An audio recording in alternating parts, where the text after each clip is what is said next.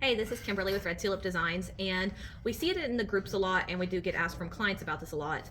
In regards to our new doors that we do for refacing, what do we use for our new doors? So this is two examples of new doors that we have. Let's start with this one here. So we do paint grade maple on all the doors. And when you talk about paint grade, when you look at the door, it doesn't really look like it's stain grade. Like, you wouldn't really want this stained because you're going to see splotchiness. It's not going to be pretty when it's stained. So they use this wood to be able to make the paint grade doors, and from there we can prime and paint that. Now, as you can see, it's a 5-piece panel, maple in the center, and then rails and stiles, and then it does have this panel gap in here as well. So the reason they make them this way is this center panel needs to expand and contract as the humidity changes in your house.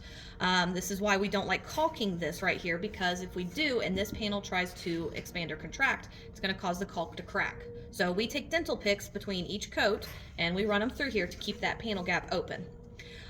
So this, like I said, is paint grade maple all the way. Now, this door over here is paint grade maple on the frames, but we have an MDF center on it. The reason we do that is back in 2020, when the door makers were receiving veneers, they were coming in really thin and they were starting to have issues with it. Glue was seeping through the veneer and causing issues, or with the water-based coatings, it was reactivating the glue and causing it to bubble.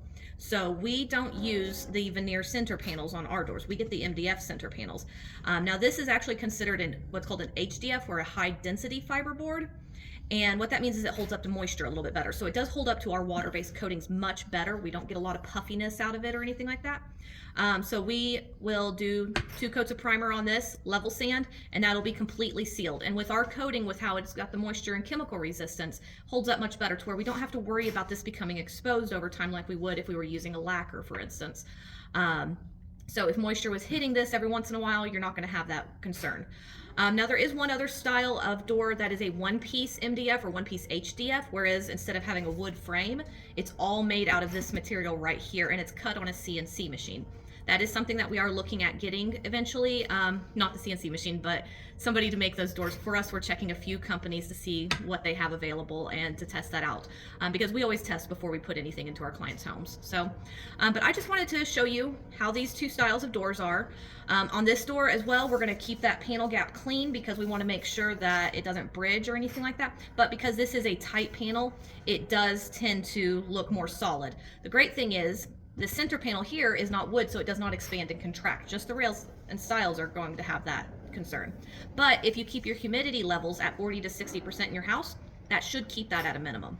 So if you have any questions, let us know, and thank you for your time.